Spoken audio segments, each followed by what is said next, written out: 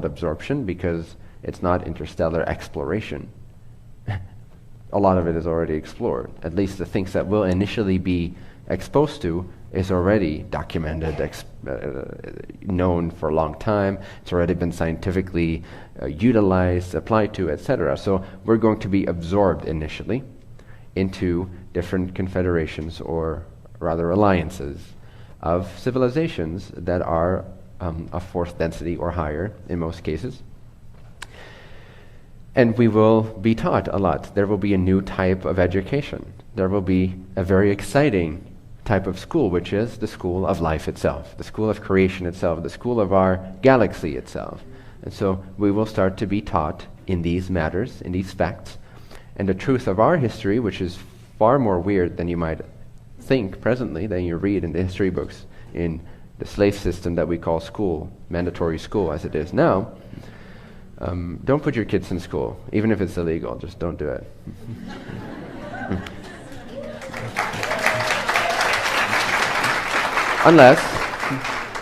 Unless they really want to, obviously. And for many, it is a very relevant experience, and it is very helpful, and it is very exciting. But there's a lot of kids that don't want this, and they'll literally make themselves sick to not go to school, okay? They'll literally postpone their lives because they have to go to school. It's a slave system, okay? There is a law that is highest, which is free will. There's no government that could ever take this away. There's no entity, there's no legalities that could ever take this away. Free will is paramount. Now, I'm not saying not to be smart about it, okay? But one of the exciting things we're going to realize is that this civilization and the way it's structured and the governmental structure is going to completely be turned inside out, okay? There's going to be a coup. There's going to be a revolution where we, the beings, gain so much more freedom and information and knowledge and awareness and possibilities and exciting options to follow, exciting breadcrumb trails that we weren't ever even aware of, where we really start to feel like we are our own governance. We are the law. I mean, it sounds dangerous, but it's been made to sound dangerous for a reason, because they don't want you to realize it. But you have to understand that you are the law. Now, yes, realize this from a very profound place of love and wisdom, because it can be abused. But realize, open your eyes, okay? Open your eyes. This is a man-made world that you've been taught and conditioned to perceive. Almost any single concept, any random thought you have at any given day is is given to you, okay? And they want it that way. That's part of the play, okay? And you want it that way because you like to be a baby. You like to be spoon-fed, you like to be taken care of, you like to make sure you're all right 40 years from now. You know, you are afraid. I'm speaking to people in general. You are scared little toddlers that have never fully grown up past the first chakra response, okay? Fear of survival, ensuring survival. And because we're so afraid, because we aren't mature in that way, we are highly, highly manipulative. We're so manipulative that we won't realize we're manipulated, okay? This is, again, why this information is relevant. You need to wake up to the structures that exist around you with love and excitement in your heart. None of this is pointing fingers. If anything, I'm pointing fingers at you and myself for allowing, tolerating that level of laziness and being taken care of. Why do people want to be taken care of so much?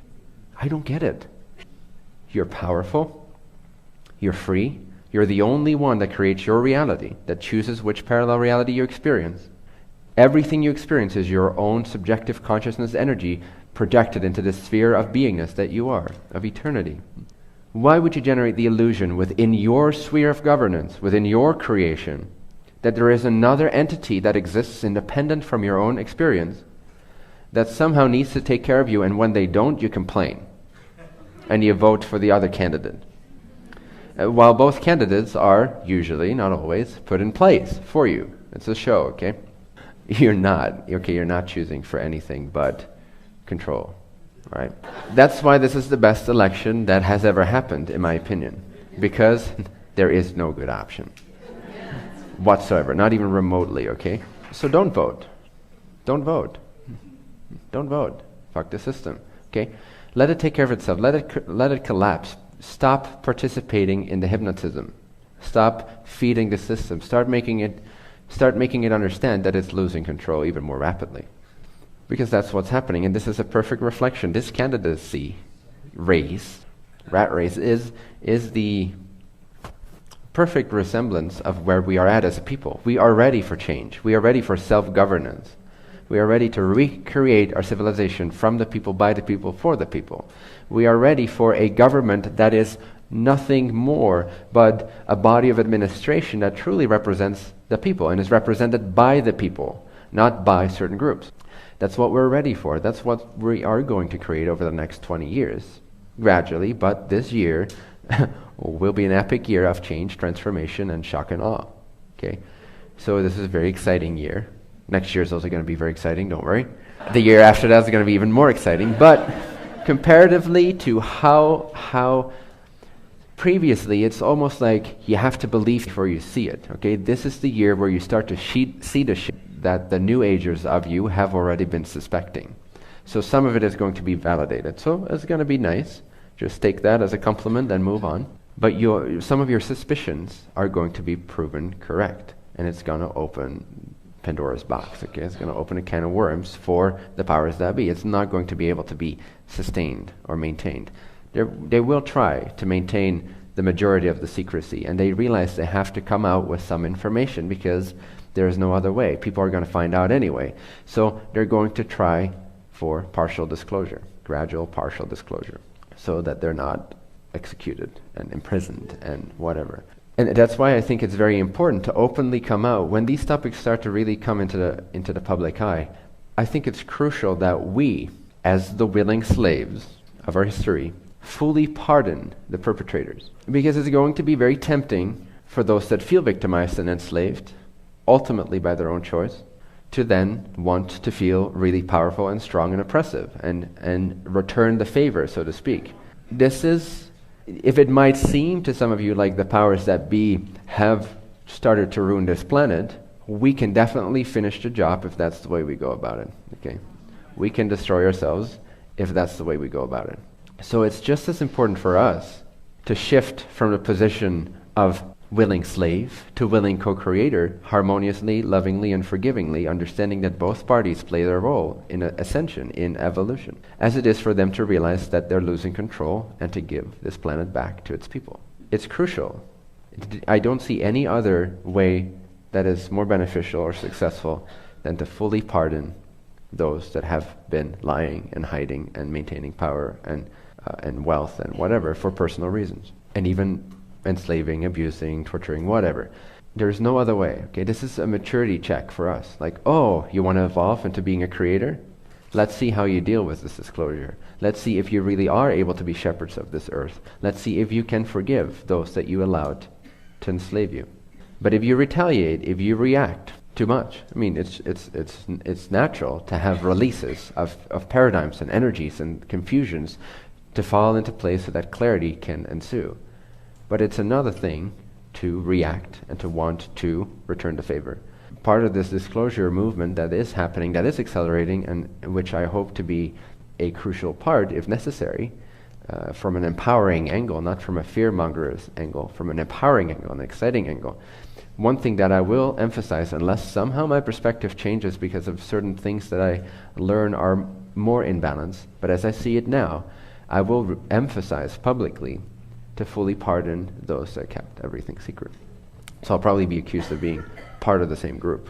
Everyone that comes out in this way is always doubted to where they come from, which is good. It's good kind of skepticism. But that's my view, is the only way it's going to work out harmoniously. Okay.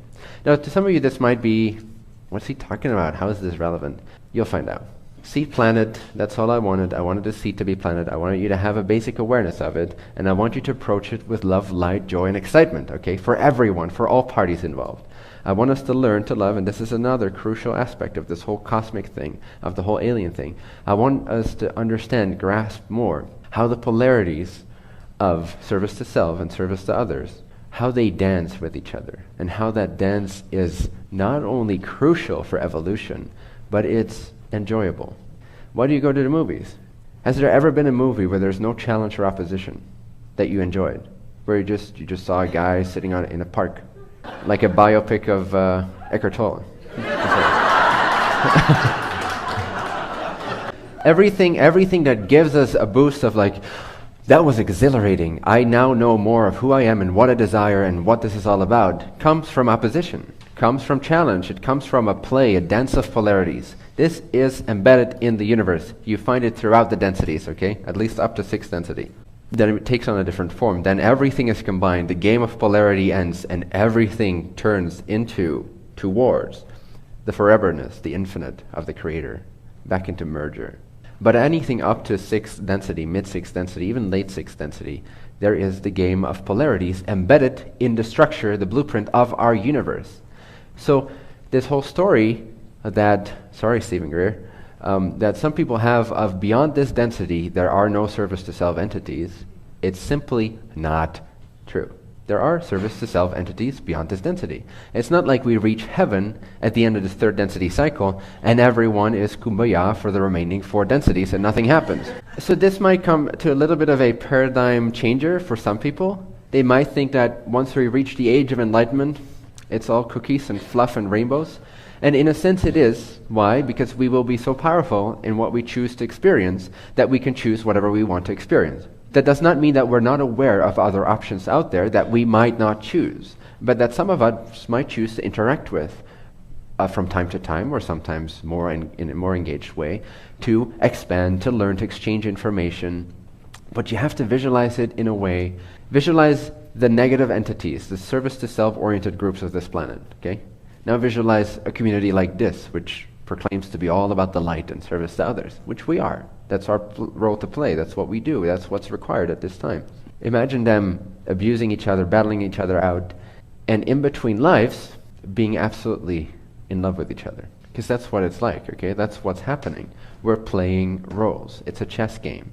It would be no fun if the chess game consists of one party. It wouldn't teach you anything. So we are part of a chessboard, and planet Earth in particular is a chessboard with many, many, many, many different players, many, many, many different teams, which makes it very rich for learning, very rich for empowering yourself, not disempowering yourself. So that's really what I want to bring out there. I want to expose this as freely and as widely as we can, that this is the journey of empowerment, and that this is the time of great empowerment, collective empowerment, and that this has to come with love and acceptance and forgiveness. Otherwise it's not empowering.